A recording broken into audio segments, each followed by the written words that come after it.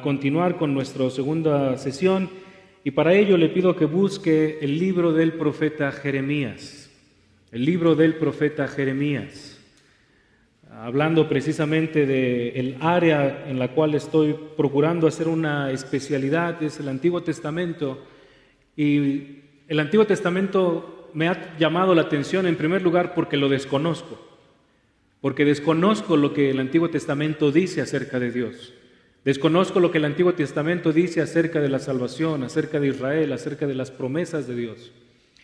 Pero al mismo tiempo, el Antiguo Testamento ha llamado mi atención porque también la iglesia lo desconoce. Hay tantos falsos predicadores que toman textos del Antiguo Testamento sin considerar el contexto en el cual se encuentra esa afirmación y lo utilizan para decir: yo sé los planes que tengo para ti, planes de prosperidad o lo que sea. No están explicando el contexto en el cual se encuentra esa afirmación en el libro del profeta Jeremías. El contexto principal del profeta Jeremías es un contexto de juicio y exilio. Pero eso no se menciona. Es un contexto de disciplina, pero eso no se menciona. Así que mi deseo con el resto de las sesiones que vamos a tener el día de hoy es que podamos conocer un poco mejor el Antiguo Testamento. Así que nuestra primera parada es el libro del profeta Jeremías y de manera específica vamos a estar en el capítulo 9. Jeremías capítulo 9. Y déjeme decirle que de entre los profetas los más complicados son el libro del profeta Jeremías y el libro del profeta Ezequiel. Y la complejidad en estos libros no solo radica en la extensión de ellos. El libro más largo de toda la Biblia, adivine cuál es. No es Salmos, por si tenía esa intención de decirlo. ¿Perdón? No, el Salmos tiene más capítulos, 150, pero el libro más extenso en toda la Biblia es el profeta Jeremías. Y el segundo libro más extenso tampoco es Salmos, es Ezequiel. Y no, después viene Isaías. El primero es Jeremías, después viene Ezequiel y después Isaías en extensión, y creo que en cuarto lugar está el libro de los Salmos. Pero la complejidad de estos profetas radica no solamente en su extensión, sino también en la forma en la que están organizados. El profeta Jeremías no es un libro que esté ordenado cronológicamente, como tampoco lo es el libro del profeta Ezequiel. Están estructurados de forma temática, es decir, Dios utilizó al profeta para estructurarlo de tal forma que comunique un tema de manera inicial, y el tema inicial en todos los profetas, desde Isaías hasta Malaquías, es el tema del juicio. Hay un juicio en contra del pueblo de Israel, y la razón de este juicio es la infidelidad del pueblo hacia Dios. Entonces, Jeremías comienza con este aspecto del juicio. Y hay varias razones por las cuales el tema del juicio sobresale en todos los profetas. La mayoría de los profetas incluyen las siguientes preocupaciones teológicas. En la medida en la que usted estudie los profetas del Antiguo Testamento, lo animo a que lo haga, preste atención a las siguientes verdades que van a surgir regularmente en todos ellos. En primer lugar, la lucha en contra de la idolatría. Dios constantemente va a estar llamando al pueblo al arrepentimiento y acusándolo de su idolatría, de su falta de compromiso, de su falta de lealtad a Dios. En segundo lugar, un tema recurrente que vemos en los profetas es la centralización de la adoración exclusivamente a Dios. Dios es un Dios celoso. Los que están casados o los que están en una relación posiblemente comprenden mejor el concepto de celos. Cuando hablamos de celos, esperamos que la persona con la cual estamos unidos con un pacto tenga una correspondencia exclusiva hacia nosotros. Y si vemos algo que nos hace dudar acerca de eso, es cuando comienza este aspecto de los celos. Bueno, lo mismo sucede con Dios, pero a un nivel más grande. Dios requiere adoración exclusiva. Dios no comparte la adoración de su pueblo. Otro tema importante que surge en el libro, en los diferentes profetas, es el tema del éxodo. El tema del pacto y el tema de la elección del pueblo de Israel. El éxodo, el pacto y la elección del pueblo de Israel. El éxodo surgió en gran medida como un acto sobrenatural de Dios de liberar al pueblo. Y lo mismo sucede constantemente en los diferentes profetas. Dios tiene que actuar para liberar a este pueblo que ha sido elegido por Él. Otro tema, en cuarto lugar, que aparece constantemente es la adoración o el credo monoteísta. Esa expresión que estudiamos hace un momento, de Deuteronomio 6:4, constantemente se está repitiendo en todos los profetas. Jehová nuestro Dios, Jehová uno es. Solo hay un solo Dios y es al cual tenemos que adorar. Otro tema importante es la herencia de la tierra. La herencia de la tierra. Dios le prometió a Abraham, Génesis 12, del 1 al 3, vete de tu tierra, de tu parentela, de la casa de tu padre, a una tierra que yo te mostraré y te la daré como herencia. Y el pueblo de Israel en la actualidad está aguardando el cumplimiento de esta promesa. Y otro principio u otro tema que surge constantemente en los profetas es algo que se conoce como el principio de la retribución. El principio de la retribución. ¿Qué significa esto? Todo lo que un hombre siembre es lo que va a cosechar. O lo que dice Pablo ahí en Gálatas capítulo 6, versículos del 6 en adelante. Todo lo que tú siembres es lo que vas a cosechar. Si siembras infidelidad a Dios, ¿qué vas a cosechar? Juicio y disciplina de parte de Dios. Y es lo que está precisamente en el libro del profeta Jeremías. Ahora, el libro del profeta Jeremías, como mencioné hace un momento, quiero darles primero una descripción de la estructura general del libro para después introducirnos a un aspecto singular. El libro del profeta Jeremías está distribuido en 9 secciones. 9 secciones. La primera sección es el capítulo inicial, versículos 1 al 19. ¿Qué es lo que encontramos en el capítulo 1 de Jeremías? El llamado del profeta, el llamado, la consagración del profeta. Dios llamó, Dios eligió a este profeta, como dice el versículo 5, aún desde el vientre de su madre, con el propósito de fungir en un rol específico, ser un profeta del Señor.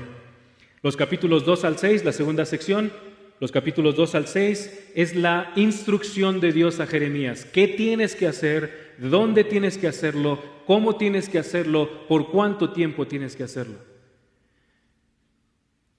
Muchas personas han juzgado que el ministerio de Jeremías fue el ministerio más estéril en toda la historia bíblica. ¿Y cuál es la razón de esto?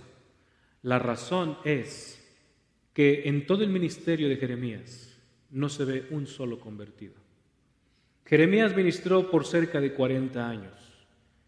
En ese periodo de transición donde la nación de Judá está siendo invadida por los babilonios y los reyes de Judá constantemente están resistiéndose al llamado de Dios al arrepentimiento, de entregarse a los babilonios con el propósito de que puedan subsistir. Y en lugar de ello, lo que ellos hacen es confiar en una vara rota, podrida casi, que es la nación de Egipto. Y al hacer esto, están rechazando la sabiduría de Dios por medio de la disciplina. Y Dios le dice a Jeremías, dice, Jeremías, tu responsabilidad es predícale a este pueblo, pero te advierto, no te van a escuchar. El miércoles teníamos la oportunidad de hablar con algunos hermanos y uno de los últimos comentarios que yo les decía es precisamente esto.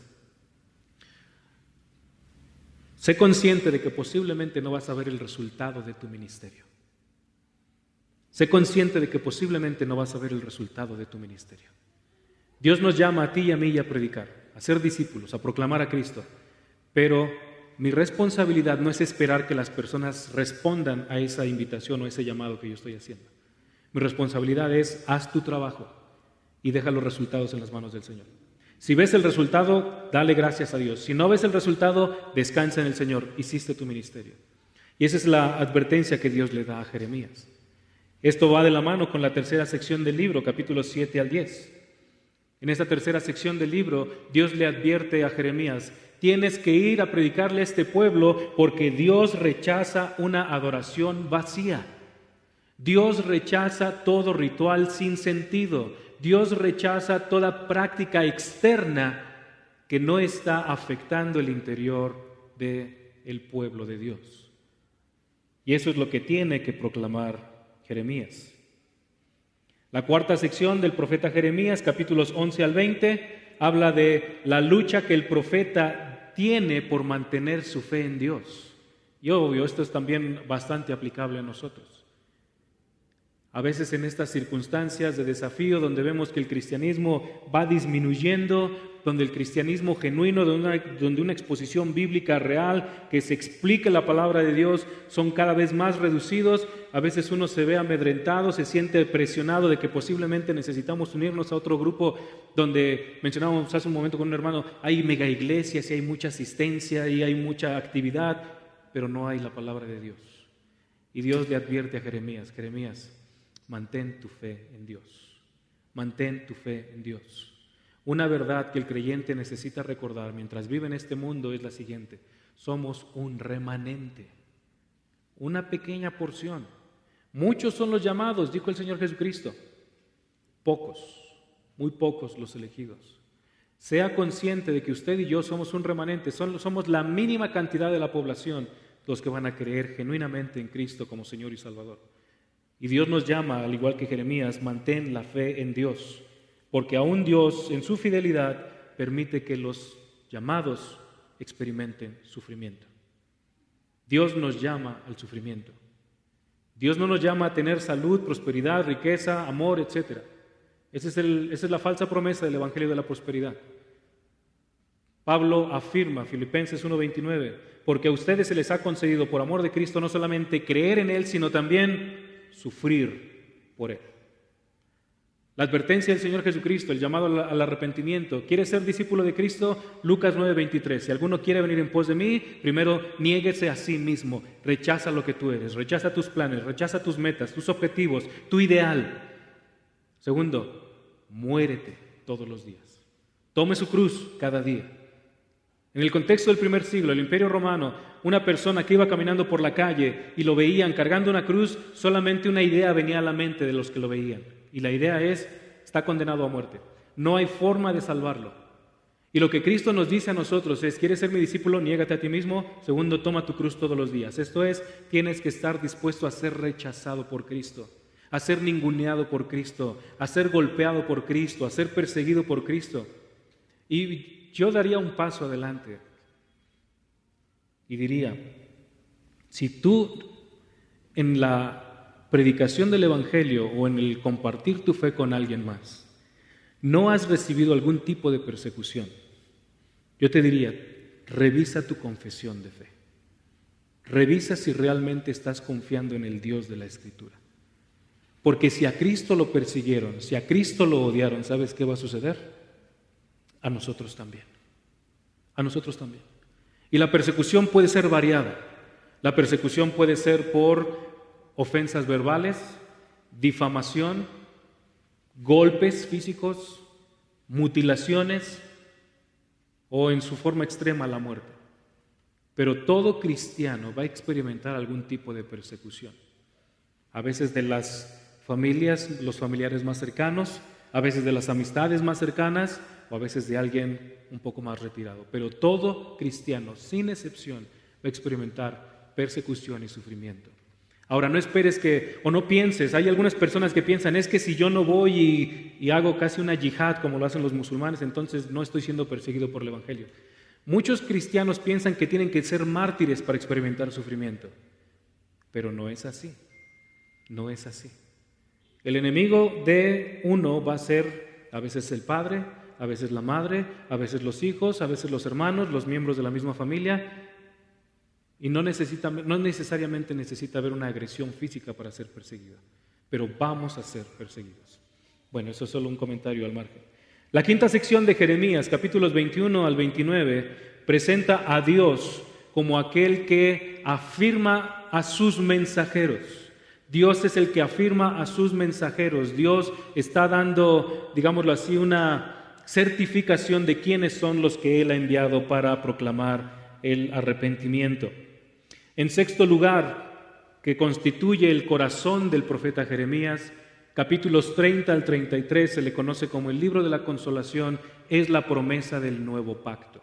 La promesa del nuevo pacto por medio de un descendiente del rey David, en el cual Dios va a transformar el corazón de piedra por un corazón de carne que sea sensible a la palabra de Dios y que sea sensible a los estímulos espirituales del llamado al arrepentimiento, para que se arrepientan, crean, confíen y descansen en las promesas que Dios da en la Escritura.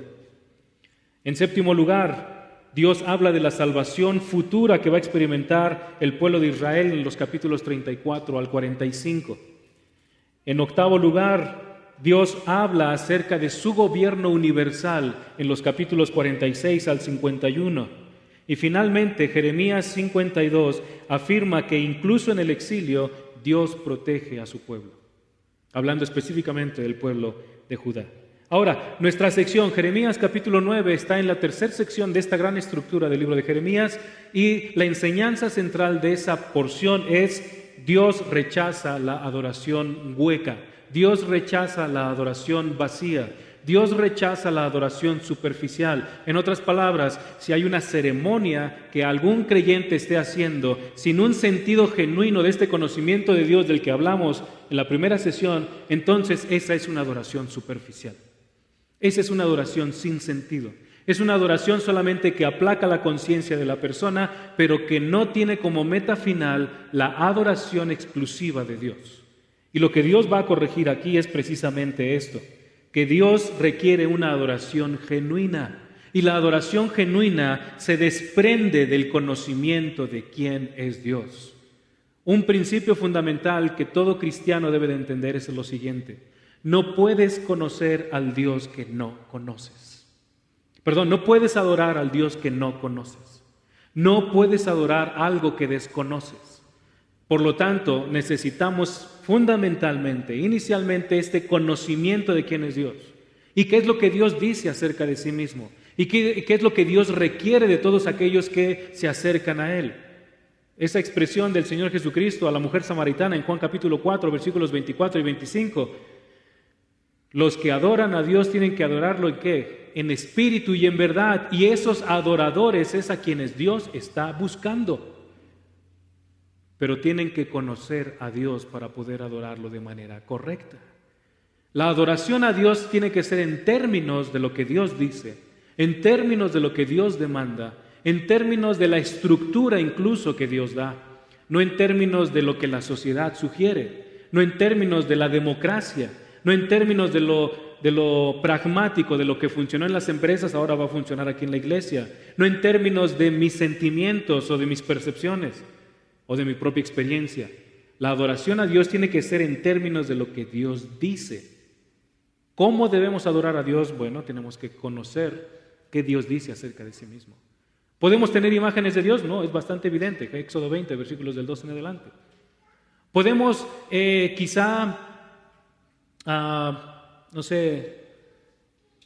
inventar un tipo de adoración en la cual no haya un respeto por el nombre de Dios? Obviamente no. Dios demanda santidad en la adoración, Dios demanda seriedad en la adoración, Dios demanda un acto solemne en la adoración. Por eso necesitamos nosotros revisar qué es lo que hacemos o qué es lo que consideramos como adoración para entonces entregarlo a Dios. Ahora, Jeremías 7 al 9. Jeremías 7 al 9. ¿Qué es lo que encontramos aquí? Nosotros encontramos otra vez un poco de estructura. 6 discursos de Dios a Jeremías. 6 discursos o 6 mensajes de Dios a Jeremías.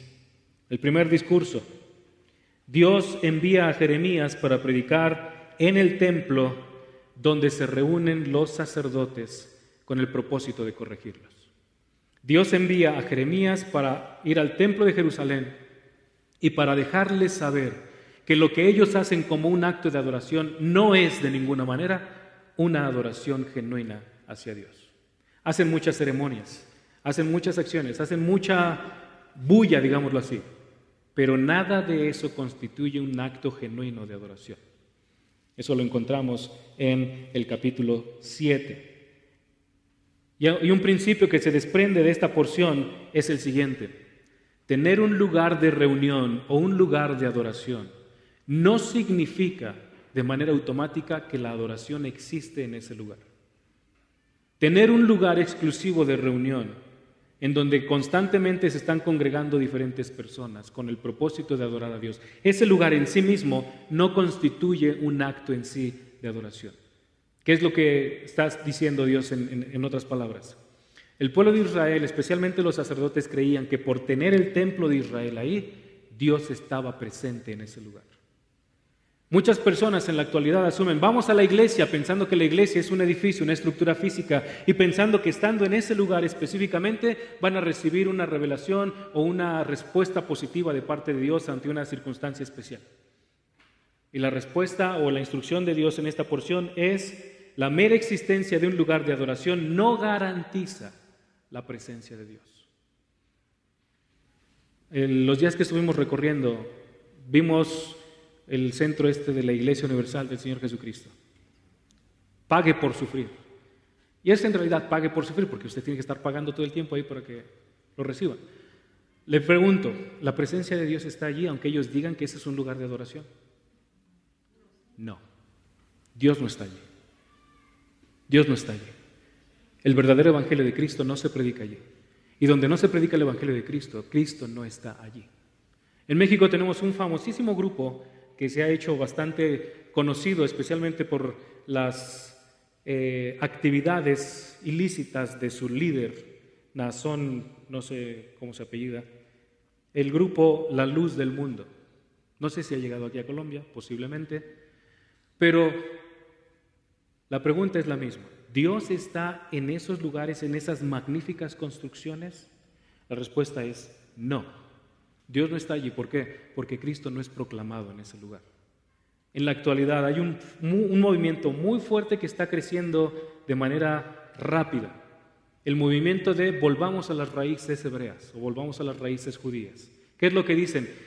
Los hombres tienen que utilizar su kipá, tienen que utilizar su indumentaria de esos judíos de la Edad Media, y entonces tienen que venir a la iglesia y organizar todo en la iglesia como si fuera la congregación de Israel o una sinagoga, y tener por allá la menora, y tener por acá el shofar, y tener por acá todo lo que utilizaban los judíos en el ritual que hacían. Y ellos dicen, es que esa es la forma correcta de adorar a Dios, porque es la única forma en la que podemos garantizar que la presencia de Dios esté allí. La pregunta es, ¿Cristo está allí? ¿Dios está allí? La respuesta es no. La respuesta es no. Cristo le hizo esta corrección a la mujer samaritana. La mujer samaritana le dice a Cristo, ustedes los judíos dicen que en el monte donde está el templo se tiene que adorar a Dios, y nosotros decimos que en el monte opuesto es donde se tiene que adorar a Dios. Y la advertencia de Cristo, mujer, te digo hoy, que ni en ese monte ni en ese lugar va a estar Dios o está la presencia de Dios. ¿Qué tipo de adoradores quiere Dios? No adoradores que hagan actividades externas, rituales o ceremonias, sino alguien que tenga un conocimiento correcto de quién es Dios para que entonces pueda adorarlo correctamente. Si no conocemos a Dios correctamente, no lo podemos adorar. En este sermón de Jeremías, este primer sermón, Jeremías señala diversos errores de los judíos. Vean, por ejemplo, Jeremías 7:9. Robarán, matarán, cometerán adulterio, jurarán falsamente, ofrecerán sacrificios a Baal y andarán en pos de otros dioses que no habían conocido. ¿Cuál era la práctica? ¿Cuál era el lugar o las actividades en las cuales los judíos tenían su confianza? En su propio engaño. En su propio engaño. Ellos estaban mintiéndose a sí mismos de vamos a hacer esto y Dios va a estar aquí, vamos a hacer esto otro y Dios va a estar allá. ¿Y sabe qué? Eso es exactamente lo mismo que sucede hoy en las iglesias. Muchas personas dicen, no, es que de acuerdo a lo que nosotros sentimos, pensamos Dios va a estar en esta actividad, cuando en realidad la Biblia apunta en una dirección opuesta. Versículos del 17 al 20, Jeremías 7, 17 al 20. ¿Dónde tenían puesta su confianza los judíos? En ídolos, en ídolos. Versículo 16, en cuanto a ti no ruegues por este pueblo, ni levantes por ellos clamor, ni oración, ni intercedas ante mí, porque no te oiré. Y observe, ¿no ves lo que ellos hacen en las ciudades de Judá y en las calles de Jerusalén? Los hijos recogen la leña, los padres encienden el fuego, las mujeres preparan la masa para hacer tortas. ¿A quién? A la reina del cielo. ¿Quién es la reina del cielo? Una diosa babilonia, una diosa cananea, una diosa cananea. Dice además, y derraman libaciones a otros dioses para ofenderme. ¿Dónde estaba la confianza de Israel? ¿Dónde estaba la confianza de Judá? No estaba en Dios, estaba en sus ídolos. ¿Qué es lo que ellos deseaban? ¿Qué es lo que el pueblo de Israel en general y el pueblo, la nación de Judá deseaban? Una estructura física, algo tangible, algo que pudieran ver, palpar, con el propósito de decir, este es mi Dios, y poner su confianza en eso. ¿Por qué Dios prohíbe hacer imágenes de sí mismo en los primeros 3 mandamientos? Porque la confianza no puede estar en cosas materiales que nosotros podemos ver, sentir, palpar. La confianza debe de estar en Dios, que aun cuando no lo podamos ver físicamente, sabemos que Dios está allí. Dios está allí. Usted posiblemente ha escuchado o ha entonado ese canto. Dios está aquí, tan cierto como el aire que respiro. Dios es más cierto que el aire que respiramos. Dios está presente. Pero el pueblo de Israel no quería eso. Ellos querían una presencia física de Dios. Ahora, el segundo mensaje, en el capítulo 8, versículos del 4 en adelante, es que Dios no va a tolerar el uso indebido de su palabra. Dios no va a tolerar el uso indebido de su palabra. Déjame leer lo que dice versículos 4 al 7, Jeremías 8, 4 al 7. Y les dirás, así dice Jehová, los que caen no se levantan, el que se desvía no se arrepiente. ¿Por qué entonces este pueblo, Jerusalén, se ha desviado en continua apostasía? Se aferran al engaño, rehúsan volver. He escuchado y oído, han hablado lo que no es recto, ninguno se arrepiente de su maldad, diciendo, ¿qué he hecho? Cada cual vuelve a su carrera como caballo que se lanza en la batalla. Aún la cigüeña en el cielo conoce sus estaciones, y la tórtola, la golondrina y la grulla guardan la época de sus migraciones, pero mi pueblo, vea, no conoce ¿qué? La ordenanza de Jehová. No conoce la palabra del Señor. Y esto es una advertencia muy seria, hermanos. Usted puede tener una Biblia y no conocer la voluntad de Dios. Usted puede tener una Biblia y simplemente actuar de manera tradicional, y yendo a la iglesia, sentándose, escuchando una predicación, cantando unos cantos, y no ser afectado por nada de lo que la palabra de Dios está diciendo. Eso es lo que hacía el pueblo de Israel. ¿No conocían los israelitas la palabra de Dios? ¿No conocían la Torá, la ley, el Pentateuco? Lo tenían en la memoria. Pero vea la afirmación de Dios al final del versículo 7. Mi pueblo no conoce. No se ha comprometido con la verdad de la Escritura.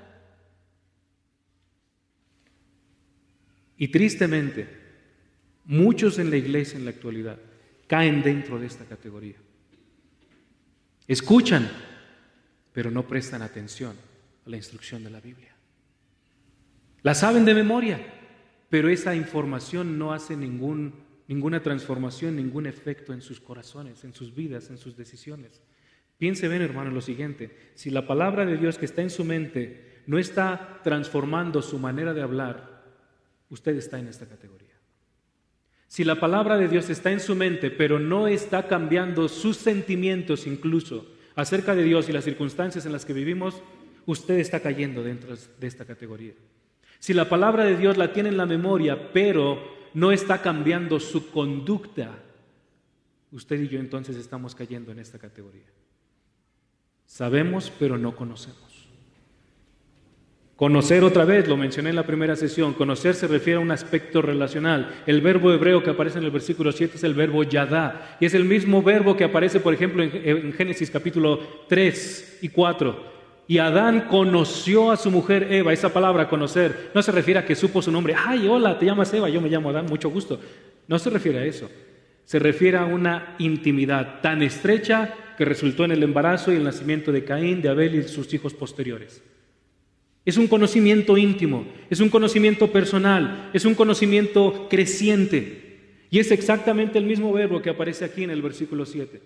El pueblo no conoce, no tiene esta estrechidad o esta estrecha relación con la palabra de Dios y no está creciendo en la experiencia de la palabra de Dios gobernando su vida.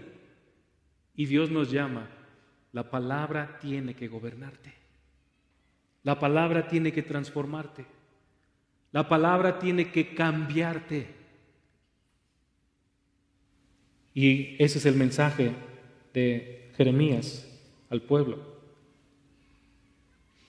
El tercer mensaje que encontramos del capítulo 8, versículo 18, hasta el capítulo 9, versículo 2, es un mensaje en el cual Dios le dice, Jeremías, sepárate del pueblo. Sepárate del pueblo. ¿Por qué? Porque Dios va a traer juicio sobre él. Dios va a traer un juicio sobre el pueblo de Israel. Y lo que Dios está diciendo es lo siguiente: al pueblo que rechaza a Dios, o la persona que rechaza a Dios, Dios simplemente lo suelta para que se siga hundiendo en la depravación que ha elegido.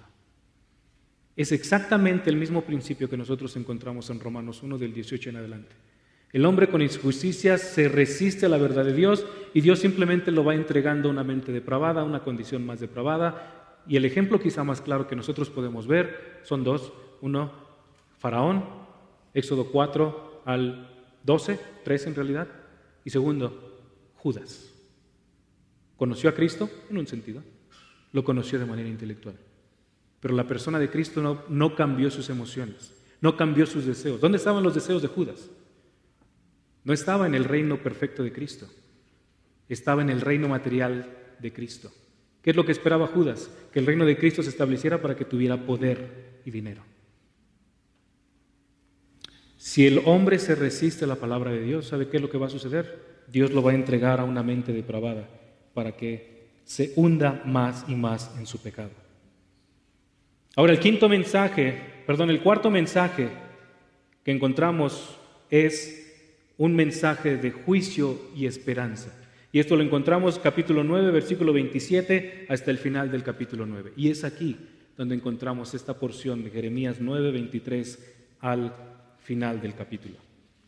Jeremías 9, 23 al final del capítulo. ¿Qué es lo que encontramos? Encontramos una advertencia de que necesitan arrepentirse y necesitan confiar absoluta y plenamente en Dios.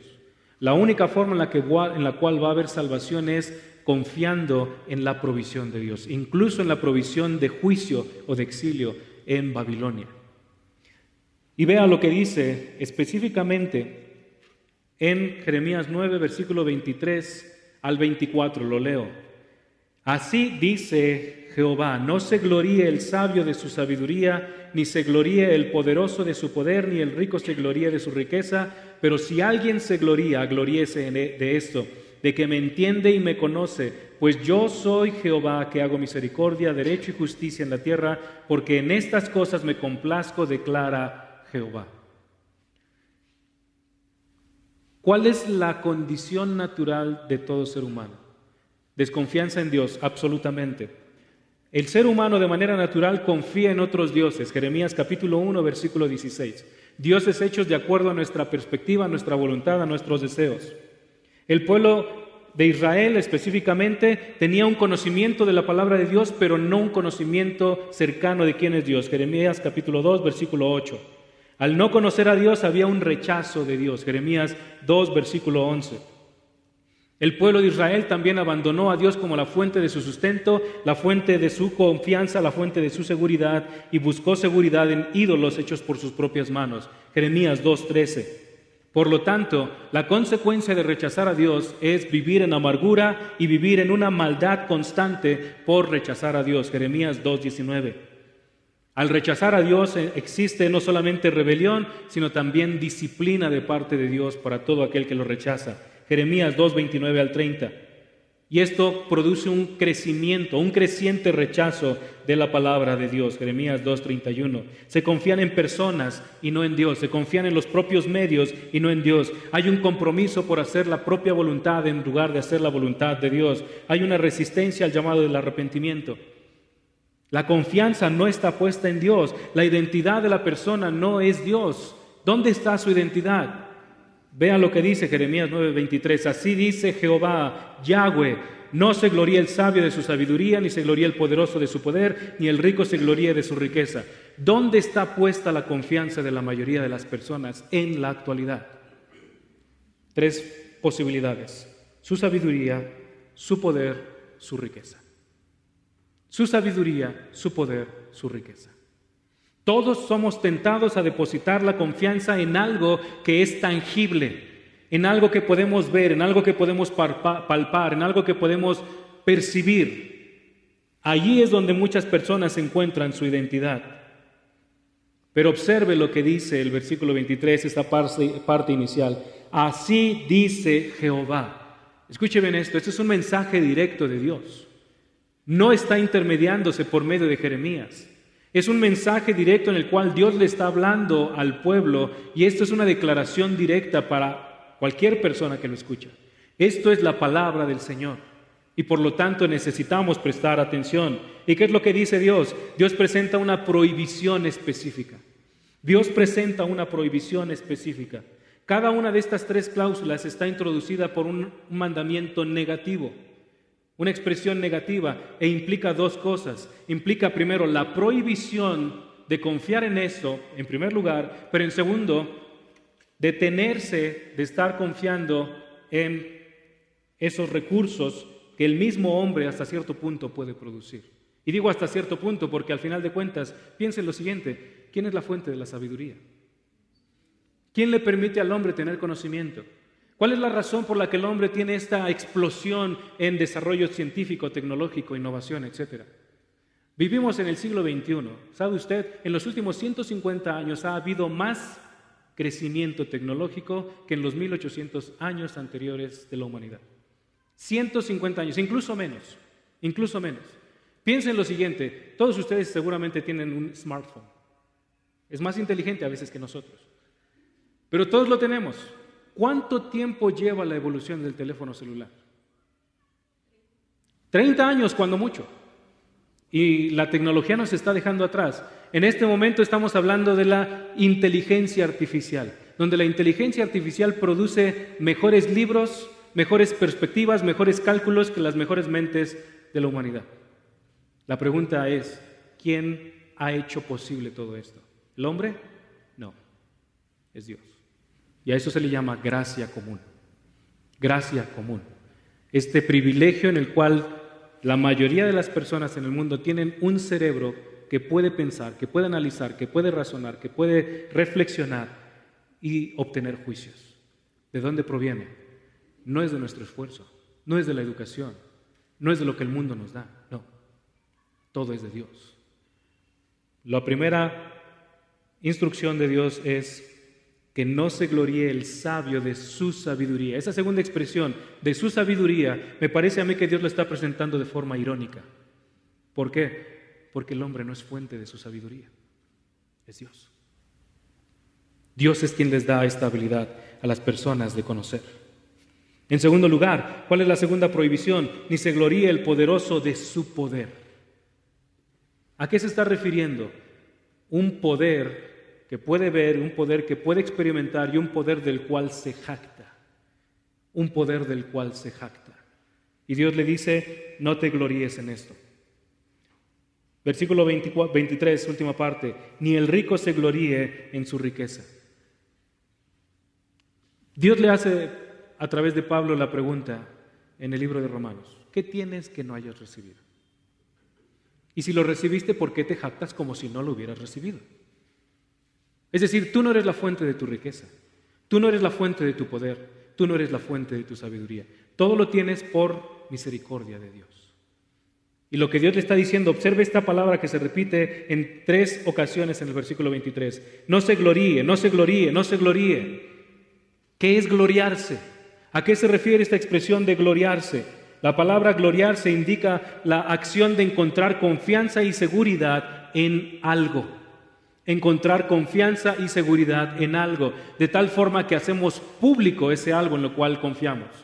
Y si no me cree, piense en los millonarios. ¿En qué ponen su confianza los millonarios? En su dinero. Y esa información no se la quedan para ellos mismos. Ellos le dicen a todo el mundo: yo estoy confiando en mi dinero. Yo no estoy confiando en las personas. Yo no confío en la ama de llaves o en el chofer. Yo confío en mi dinero. Los poderosos, ¿en qué confían? En su poder, y se jactan de ello. La reprimenda que está dando Dios es: no encuentres tu identidad ni tu seguridad en las cosas materiales que puedes percibir. No encuentres tu seguridad ni tu identidad en las cosas materiales que puedes percibir. ¿Sabes por qué? Porque son etéreas. El día que te mueras, ¿qué te vas a llevar? ¿Sabiduría, poder, dinero? Nada. Job, siendo el hombre más rico de los hijos del oriente, de acuerdo a Job capítulo 1. Él decía: desnudo salí del vientre de mi madre, ¿y qué más? Desnudo volveré. ¿Qué es lo que se va a llevar consigo una vez que se muera? Nada, absolutamente.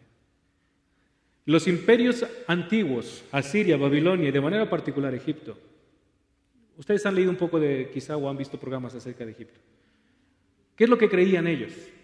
Los faraones, una vez que se mueran, tienen que ser enterrados con todas sus riquezas. ¿Por qué? Porque en el más allá van a poder utilizar de esas riquezas. La Biblia enseña algo completamente opuesto. Está establecido para el hombre que muera una sola vez. Y después de esto, juicio. Las riquezas no te sirven. Hay un tipo de sabiduría que te va a ayudar, pero no es esta en la que te jactas. Es la sabiduría del Señor. Vea el contraste, versículo 24. Pero, un contraste muy fuerte. Si alguien se gloría, observe que es una forma condicional. Observe que es una forma condicional, no es un requisito, pero es una condición. Si alguna persona, hombre o mujer, anciano o joven, se gloría, si alguien encuentra confianza e identidad en algo, que se gloríe en esto, que encuentre identidad y confianza en esto. ¿De qué? De que me entiende y me conoce, pues yo soy Yahweh que hago misericordia, derecho y justicia en la tierra, porque en estas cosas me complazco, declara Jehová.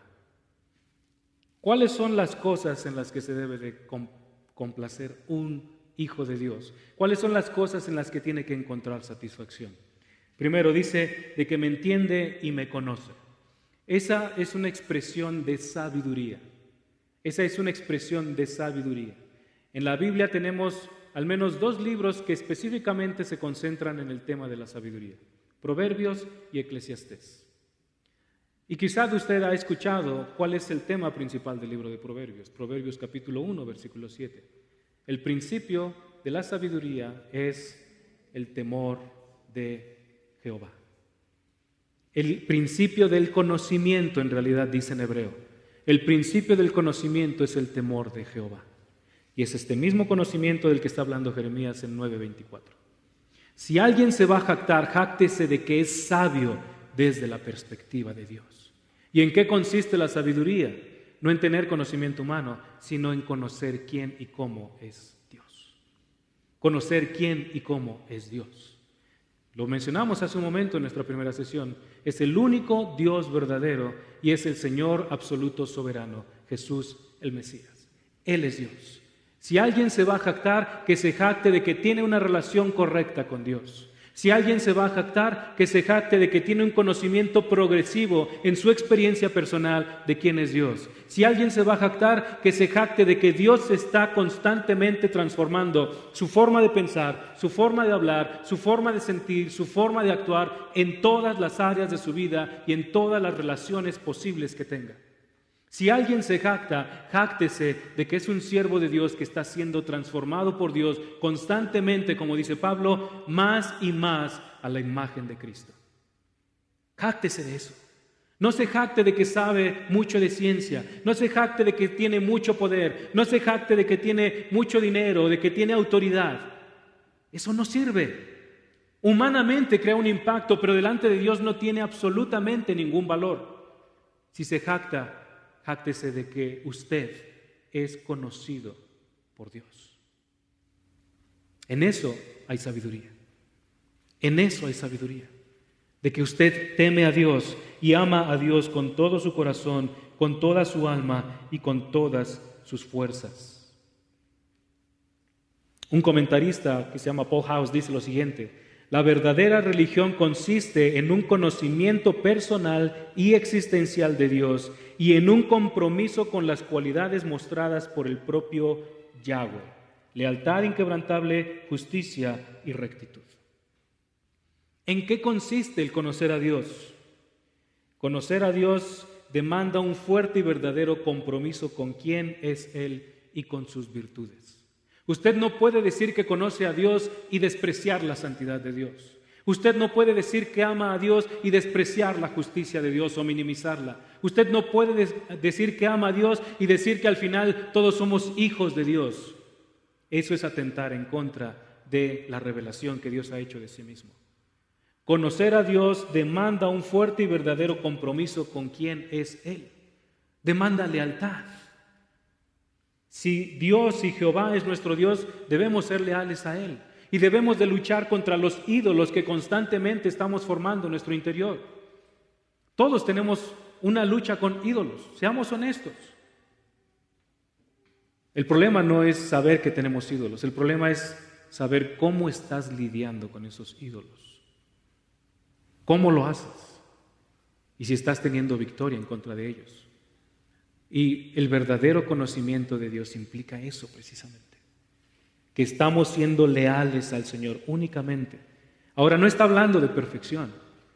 No está hablando de que es una lealtad perfecta, pero sí está hablando de que es una lealtad que nos está dirigiendo constantemente en el camino al Señor. De que cuando caemos y pecamos, nos acercamos al Señor y pedimos perdón. De que nos arrepentimos genuinamente, reconocemos el pecado. Dios, yo he pecado porque codicié este objeto, codicié esta guitarra en lugar de codiciarte a ti o en lugar de amarte a ti. Pensé que la persona que la tenía quizá no era digna de poseerla y yo sí porque tengo mejores habilidades. Dios, perdóname y ayúdame para cambiar. Y el arrepentimiento incluye establecer un plan específico. ¿Cómo puedo cambiar? ¿Qué puedo hacer para estar enfrentándome a ese pecado específico? Si yo sé que el caminar por un lugar me va a conducir al pecado en la mente, en palabras o en acciones, tengo que ser sabio. El Señor Jesucristo en el Evangelio Mateo y Lucas específicamente habla de esta instrucción. Si tu mano derecha te es ocasión de pecar, córtale y échala de ti. No está hablando de una mutilación literal, está hablando de una metáfora. Ser radical con el pecado. Ser radical con el pecado. Si hay actividades que me están distrayendo y las estoy haciendo ídolos en lugar de adorar a Dios, tengo que hacerlas a un lado. Si hay personas incluso que están consumiendo más mis pensamientos, mis esfuerzos, mis emociones, mis metas, tengo que hacerlas a un lado porque esos son mis ídolos funcionales. Y tengo que consagrarme al Señor, ser leal al Señor, fiel al Señor. Eso es el conocimiento de Dios. Esto es el conocimiento de Dios, hermanos. Un compromiso, un fuerte y verdadero compromiso con quién es Él, con sus virtudes que Él explica acerca de sí mismo. Vean, Jeremías 9:24, pero si alguien se gloría, gloríese de esto, de que me entiende y me conoce. ¿Qué es lo que debe de conocer acerca de Dios? Da 3 afirmaciones específicas. Primero, que yo soy Yahweh. Bueno, son 4 en realidad. La primera afirmación, que yo soy Yahweh. ¿Qué es lo que está diciendo Dios con esa afirmación? ¿Por qué utiliza Dios el nombre Jehová? ¿Por qué no utiliza la palabra más común para designar a Dios en el Antiguo Testamento, que es la palabra Elohim, para referirse a Dios? ¿Por qué utiliza el nombre Yahweh? La respuesta la encontramos desde el libro de Éxodo, capítulo 3, capítulo 6, capítulo 33 y capítulo 34. La respuesta es porque Dios es el único Dios verdadero. Lo mencioné hace un momento, Deuteronomio 6:4 también. La respuesta es, Dios se presenta con este nombre porque es el nombre con el cual estableció el pacto con Moisés, con David y la promesa del nuevo pacto que vamos a encontrar en Jeremías 31. Por eso se presenta con este nombre. Es el nombre del Dios del pacto, el nombre que indica la lealtad de Dios a su pueblo, el nombre que implica que si alguien ha pecado, si alguien se ha desviado del camino del Señor y se arrepiente, Dios lo va a tratar con bondad. Dios lo va a perdonar. Dios lo va a integrar nuevamente a la relación correcta con Él. Por eso Dios utiliza este nombre, que yo soy Yahweh. ¿Y qué es lo que hace Yahweh? En primer lugar, hago misericordia. Hago misericordia. Algunas versiones lo traducen como lealtad, bondad o amor inquebrantable. Es la palabra hebrea que se traduce como la palabra hebrea Gesed. Gesed. ¿Ha escuchado usted acerca de los judíos hasídicos? Los judíos ultraortodoxos, hasídicos. La palabra Gesed implica una lealtad inquebrantable hacia Dios. Bueno, esa es la palabra que aparece aquí. E implica un amor de Dios con un compromiso inquebrantable para el beneficio de su pueblo. Dios constantemente está llamando al pueblo de Israel al arrepentimiento. Arrepiéntete, arrepiéntete. Y no solo al pueblo de Israel. Dios llama a toda la humanidad, arrepiéntete. Ese es el amor de Dios. Cuando este término se refiere a Dios, denota un profundo compromiso de Dios con su pueblo. Un profundo conocimiento de Dios con su pueblo. El equivalente en el Nuevo Testamento para la palabra Gesed es el amor ágape. ¿Cómo se manifiesta el amor de Dios específicamente en el Nuevo Testamento? Romanos 5:8, mas Dios muestra su amor para con nosotros en que siendo aún pecadores, Cristo murió por nosotros. ¿Cómo se manifiesta el amor de Dios hacia nosotros aún antes de que creyéramos en Él? Mandó a la cruz a su Hijo. Y podemos hacer más específico el amor de Dios. Juan 3:16, el texto más famoso de toda la Biblia. Porque de tal manera amó Dios al mundo. ¿Qué es lo que hizo? ¿Qué es el amor bíblico? El amor bíblico no es un mero sentimiento. El amor bíblico es un compromiso. Y es la palabra que aparece aquí en el versículo 24. Yo soy el Señor que hago gesed, misericordia, un amor inquebrantable, un compromiso voluntario que da. Juan 3:16, de tal manera amó Dios al mundo que ha dado. El amor de Dios se ejemplifica por una acción concreta. Y esa acción concreta es un sacrificio de algo o del bien más preciado para Él. ¿Qué es lo más preciado para Dios? Cristo. El único Hijo de Dios, único en su tipo, y por amor Dios lo entregó. Ese es un compromiso personal. ¿Qué es lo que tú y yo necesitamos conocer acerca de Dios? Ese tremendo atributo de Dios, su amor inquebrantable. El amor de Dios por aquellos que han sido llamados a salvación, escuche bien esto, no va a cambiar, no va a aumentar y no va a disminuir. Si tú pecas en contra de Dios y genuinamente te arrepientes y le dices, Dios, perdóname, debes tener la certeza de que Dios hace misericordia y Dios te perdona.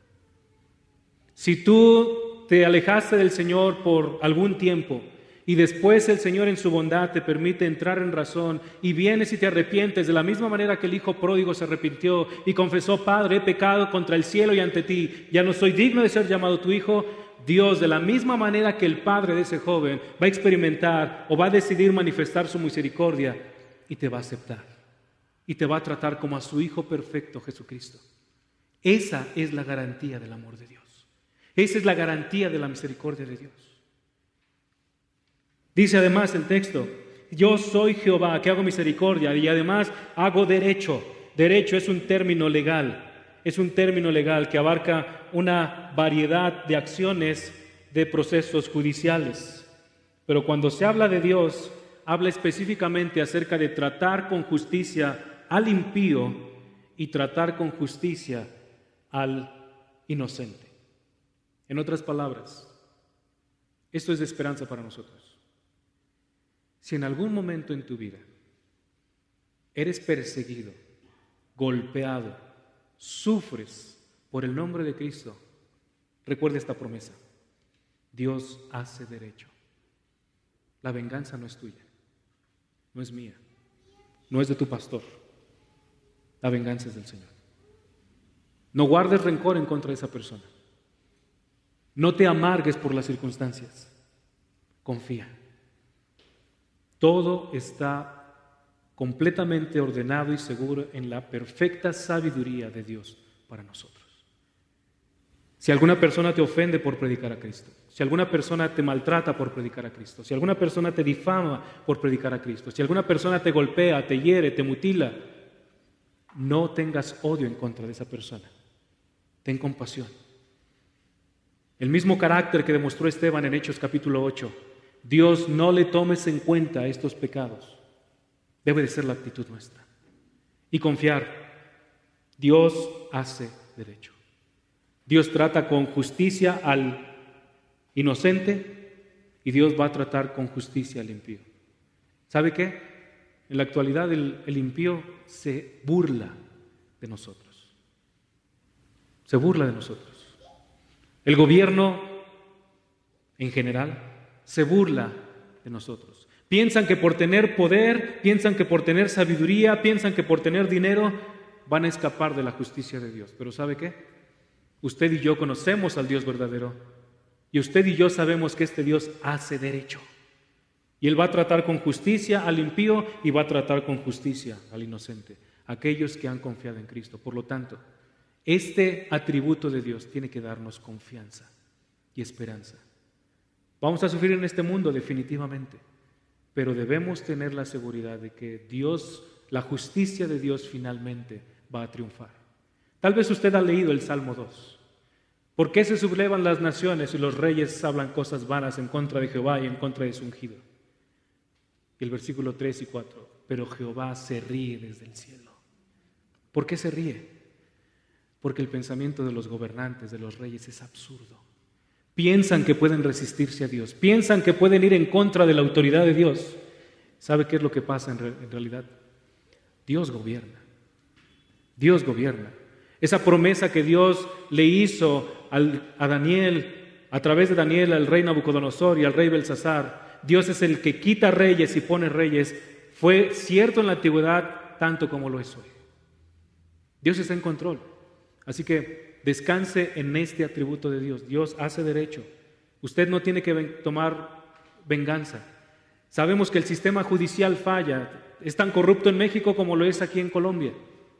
No podemos confiar en ellos. Tenemos una responsabilidad civil y tenemos que hacerla, sí, pero nuestra esperanza final, hermanos, no es un gobierno humano. Nuestra esperanza final no es un sistema judicial humano, corrupto. Nuestra esperanza final es el juez perfecto, el rey de reyes y el señor de señores, que en el futuro va a establecer su reino perfecto. Tercer aspecto de Dios, versículo 24, que hago derecho y justicia en la tierra. Justicia en la tierra. ¿A qué se refiere? Significa que simplemente Dios va a respetar las promesas que Él mismo hizo para su pueblo. Dios va a respetar las promesas que Él mismo hizo para su pueblo. Esto nos habla, en otras palabras, de la fidelidad de Dios a su palabra. Esto significa que si Dios te ha dicho que todos tus pecados han sido perdonados y confías en el perfecto sacrificio de Cristo en la cruz, ¿sabes qué? Dios lo cumple. Esto significa que si Dios te promete que te va a estar transformando de gloria en gloria para que seas cada vez más como Cristo, Dios lo cumple. Esto significa que si Dios te ha prometido que vas a reinar en el cielo junto a Cristo y a través de la iglesia, a través de los creyentes, Cristo va a hacer un juicio sobre los ángeles, 1 Corintios capítulo 3 en adelante, Dios lo va a cumplir. Esto es, podemos descansar en las promesas de Dios. Las promesas de Dios no solamente son promesas que te hacen sentir bien o que te dan cierta tranquilidad en la conciencia, no. Son promesas genuinas porque está hablando, versículo 24, Yahweh, el Dios verdadero, el único Dios verdadero. Y Él es el único que puede hacer verdadera misericordia, Él es el único que puede traer verdadero derecho y Él es el único que puede hacer verdadera justicia. ¿Y por qué lo hace Dios? Versículo 24, porque en estas cosas me complazco. Dios encuentra placer en realizar misericordia, derecho y justicia. Dios se complace. Y esto es otra palabra de esperanza. Si tú resguardas en tu mente esta idea de que hay un pecado que Dios no te puede perdonar, ¿sabes qué? Sustitúyelo con esta palabra. Dios hace misericordia porque se complace en ello. Hermano, hermana, que estás lidiando con un pensamiento que piensas que Dios no te puede perdonar, Dios se complace en perdonar. Dios se complace en perdonar. Amigo que nos acompañas, que no sabes acerca de la existencia de Dios o que piensas que hay algo tan terrible que nadie te puede perdonar, Dios, el Dios de la Biblia, se complace en perdonar. Lo que demanda de ti es suplícale su perdón. Confiesa tu pecado y suplícale que te perdone. Entonces, Dios está en contra de los rituales, que son vacíos. Vean lo que dice versículo 25. Ciertamente vienen días, declara Jehová, en que castigaré todo el que está circuncidado solo en la carne. ¿De qué está hablando Dios? el ritual externo no sirve absolutamente de nada. Ser religioso, asistir a una iglesia, nacer en un hogar cristiano, tener una Biblia, cantar himnos, ¿sabes qué? Esas acciones en sí mismas no te salvan de absolutamente nada. No añaden una mínima pizca para tu salvación. ¿Qué es lo que Dios demanda? Un corazón dispuesto a recibir su palabra, un corazón dispuesto a ser transformado por la voluntad de Dios, una mente dispuesta a estar sujeta, subordinada a la autoridad perfecta, justa y santa de Dios. Ese es el tipo de corazón que Dios demanda. Y nuestro deseo es que al conocer a Dios de esta forma, nosotros podamos experimentar esa relación con Dios, esa intimidad, esa cercanía con Dios. Y nuestro acto de adoración entonces puede ser un acto genuino para el Señor. Déjenme orar. Señor, te damos gracias nuevamente. Padre, gracias por tu carácter, gracias porque eres un Dios que te complaces en perdonar, en expresar tu misericordia, tu bondad, tu paciencia.